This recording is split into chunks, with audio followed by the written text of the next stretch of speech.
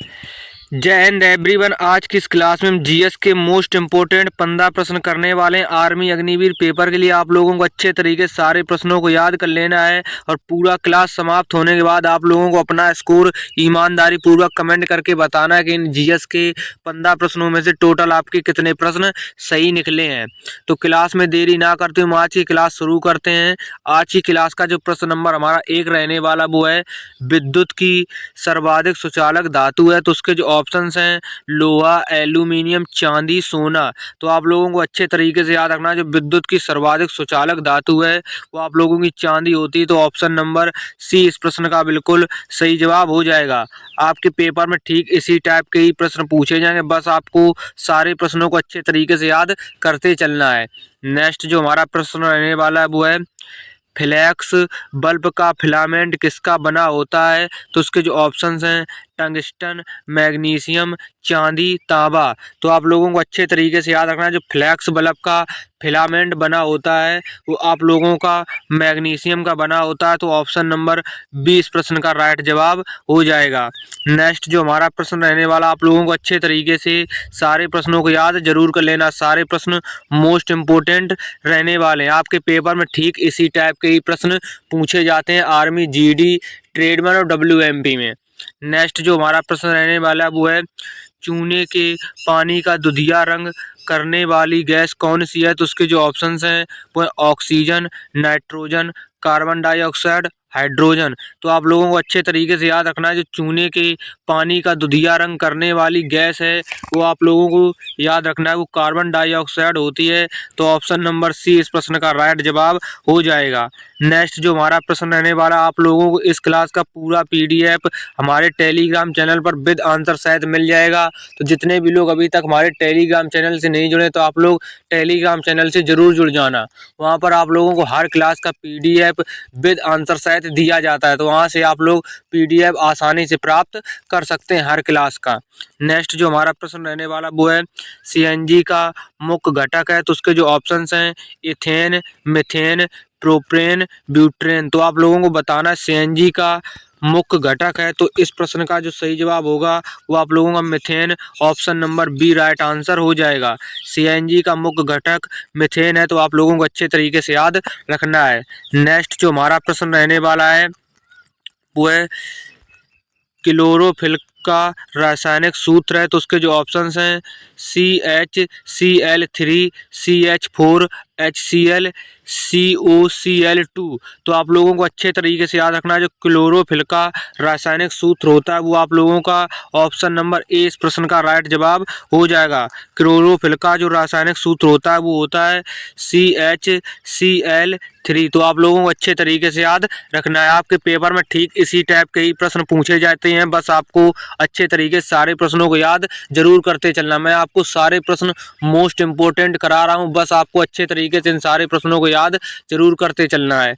Next जो हमारा प्रश्न रहने वाला वो है सूक्ष्म बर्फ है। तो उसके जो ऑप्शंस हैं ठोस कार्बन डाइऑक्साइड, ठोस नाइट्रोजन, ठोस कार्बन, ठोस हाइड्रोजन। तो आप लोगों को बताना है शुष्क बर्फ है। तो इस प्रश्न का जो सही जवाब होगा वो आप लोगों का हो जाएगा ठोस कार्बन डाइऑक्साइड। तो ऑप्शन नंबर ए इस प्रश्न का बिल्कुल सही जवाब हो जाएगा। नेक्स्ट जो हमारा प्रश्न रहने वाला वो है ज्वालामुखी से निकलने वाली गैस है। तो उसके जो ऑप्शंस हैं वह केवल carbon dioxide, sulphur dioxide, carbon dioxide, उसके बाद केवल मीथेन, केवल ऑक्सीजन। तो आप लोगों को बताना है कि ज्वालामुखी से निकलने वाली गैस कौन सी है। तो इस प्रश्न का जो सही जवाब होगा वो आप लोगों का ऑप्शन नंबर 20 प्रश्न का बिल्कुल सही जवाब हो जाएगा। ज्वालामुखी से निकलने वाली जो गैस होती है वो आप लोगों की सल्फर डाइऑक्साइड और कार्बन डाइऑक्साइड दोनों होती हैं। तो आप लोगों को अच्छे तरीके से याद रखना है। नेक्स्ट जो हमारा प्रश्न रहने वाला है वो है निम्न में से कौन सी हास्य गैस है। तो उसके जो ऑप्शंस हैं carbon dioxide, nitrous oxide, ammonia, hydrogen. तो आप लोगों को बताना है निम्न में से कौन सी हास्य गैस है। इस प्रश्न का सही जवाब आप लोगों का जो होगा वो आप लोगों को याद रखना है नाइट्रस ऑक्साइड, ऑप्शन नंबर 20 प्रश्न का बिल्कुल सही जवाब हो जाएगा। नेक्स्ट जो हमारा प्रश्न रहने वाला है वो है अम्लीय वर्षा के लिए जिम्मेदार प्रमुख गैस है? तो उसके जो ऑप्शंस हैं carbon dioxide, sulphur dioxide, methane, ozone. तो आप लोगों को याद रखना है जो अम्लीय वर्षा के लिए जिम्मेदार गैस होती है वो आप लोगों की सल्फर डाइऑक्साइड होती है। तो ऑप्शन नंबर 20 प्रश्न का बिल्कुल सही जवाब हो जाएगा। आप लोगों को अच्छे तरीके से याद रखना है। नेक्स्ट जो हमारा प्रश्न रहने वाला है वो है दूध से मक्खन निकालने की मशीन किस सिद्धांत पर कार्य करती है? तो उसके जो ऑप्शंस हैं गुरुत्वाकर्षण बल, अपकेंद्री बल, अभिकेंद्री बल, इनमें से कोई नहीं। तो आप लोगों को अच्छे तरीके से याद रखना है जो दूध से निकालने वाली मशीन है वो किस सिद्धांत पर काम करती है? तो आप लोगों का अपकेंद्री बल पर ये कार्य करती है। तो ऑप्शन नंबर 20 प्रश्न का बिल्कुल राइट जवाब हो जाएगा। आपको अच्छे तरीके से याद रखना है। नेक्स्ट जो हमारा प्रश्न रहने वाला वो है प्रकाश रंग निश्चित होता है? तो उसके जो ऑप्शंस हैं आवृत्ति द्वारा, तरंग दैर्घ्य द्वारा, गति द्वारा, आयाम द्वारा। तो आप लोगों को याद रखना जो प्रकाश का रंग होता है वो निश्चित होता है। तो आप लोगों को तरंग दैर्घ्य द्वारा ये निश्चित होता है प्रकाश का रंग। तो ऑप्शन नंबर 20 प्रश्न का बिल्कुल राइट जवाब हो जाएगा। नेक्स्ट जो हमारा प्रश्न रहने वाला है वो है कोशिका का अध्ययन कहलाता है? तो उसके जो ऑप्शंस हैं हिस्ट्रोलॉजी, साइट्रोलॉजी, एनाटॉमी, फिजियोलॉजी। तो आप लोगों को बताना है कोशिका का अध्ययन कहलाता है। तो इस प्रश्न का जो सही जवाब होगा आप लोगों को याद रखना है जो कोशिका का अध्ययन कहलाता है वो साइट्रोलॉजी कहलाता है। तो ऑप्शन नंबर 20 प्रश्न का बिल्कुल सही जवाब हो जाएगा। नेक्स्ट जो हमारा प्रश्न रहने वाला है वो है पौधे का मुख्य प्रकाश संश्लेषी अंग होता है? तो उसके जो ऑप्शंस हैं वो है जड़, तना, पत्ती, फूल। तो आप लोगों को याद रखना है जो पौधे का प्रमुख प्रकाश संश्लेषी अंग होता है वो आप लोगों का पत्ती होता है। तो ऑप्शन नंबर 20 प्रश्न का मतलब ऑप्शन नंबर सी इस प्रश्न का राइट जवाब हो जाएगा। आप लोगों को अच्छे तरीके से याद रखना है। नेक्स्ट जो हमारा प्रश्न रहने वाला आज हमारा ये जीएस का दूसरा प्रैक्टिस सेट है। तो मैंने आपसे बोला था कि मैं आपके जीएस के टोटल 5 प्रैक्टिस सेट कराऊंगा। तो आप लोगों का ये दूसरा प्रैक्टिस सेट रहने वाला। आप लोग अच्छे तरीके से सारी क्लासों को कंप्लीट जरूर करते चलना है। नेक्स्ट जो हमारा प्रश्न रहने वाला वो है शरीर में अमीनो अम्ल की संख्या होती है? तो उसके जो ऑप्शंस हैं 10, 20, 25, 30। तो आप लोगों को अच्छे तरीके से याद रखना है जो शरीर में अमीनो अम्ल की संख्या होती है वो आप लोगों की 20 होती है। तो ऑप्शन नंबर 20 प्रश्न का बिल्कुल सही जवाब हो जाएगा। नेक्स्ट प्रश्न जो हमारा रहने वाला आज की क्लास का ये लास्ट प्रश्न है जो हमारा है वो है शरीर में ऊतकों का निर्माण होता है? तो उसके जो ऑप्शंस हैं प्रोटीन, वसा, विटामिन से, इनमें से कोई नहीं। तो आप लोगों को अच्छे तरीके से याद रखना जो शरीर में ऊतकों का निर्माण होता है वो आप लोगों का सही जवाब प्रोटीन से हो जाएगा। तो प्रोटीन से शरीर में ऊतकों का निर्माण होता है। तो ऑप्शन नंबर ए इस प्रश्न का राइट जवाब हो जाएगा।